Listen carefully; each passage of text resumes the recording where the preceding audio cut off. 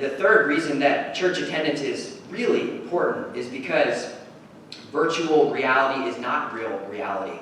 And I want to quote to you 2 John 12 in order to convince this to you that virtual reality is not anything to substitute real reality. 2 John 12 is an amazing verse. And it says this at the summation of this letter. John says, "Though I have much to write to you, I would rather not use paper and ink. Instead, I hope to come to you and talk face to face so that our joy may be complete."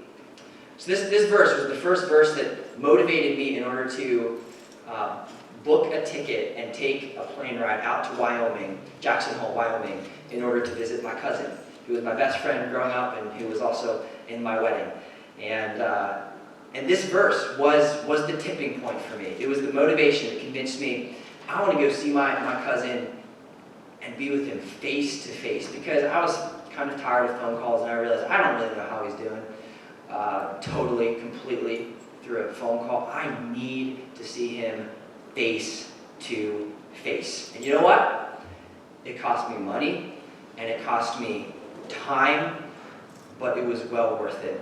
It was well worth it because it completed my joy. And that's why John says, I could use more paper and ink and write to you that way, but instead I hope to come to you and talk to you face to face so that our joy may be complete. So, in other words, there is no replacement for face-to-face interaction. FaceTime doesn't replace face-to-face interaction. Face-to-face interaction is what God wants brothers and sisters in Christ to participate in because it completes our joy. Is your joy lacking? Then meet together with somebody face-to-face. And that's what spurs it on, as John says, so that our joy may be complete. Actually, notice how he says, so that our joy may be complete. It's not just for him, but it's also for all of them. He wants to talk face-to-face to them so that our joy may be complete. And so remember how I said, it cost me some time, it cost me some money in order to visit my cousin face-to-face. Now I want to suggest that in order to invest in personal relationships, you must be willing to sacrifice your time and money, which is something that people don't want to do these days, especially when it comes to church.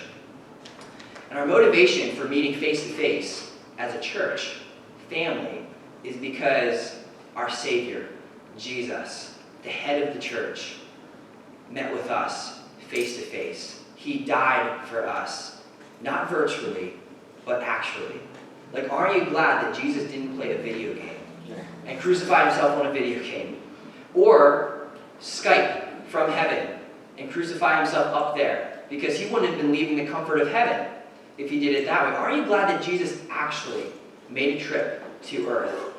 And rather than just writing paper and ink, the Bible, even though written with ink on paper, describes the manifestation of Jesus and how the Word became flesh and dwelt among us, and how he actually lived among us. He walked among us, and he died for us. You see, if Jesus would have only told us over the telephone that he was dying for us, it wouldn't have counted.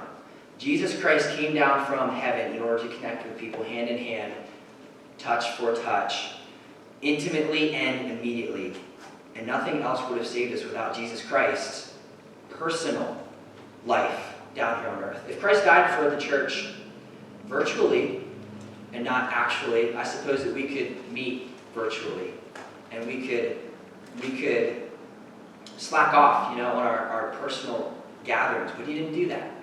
He met with us personally. And that becomes the reason why we too need to have a passion for talking face-to-face and meeting one another face-to-face. We should want it. It shouldn't be a burden. It should be a desire. I want to meet with my siblings in Christ.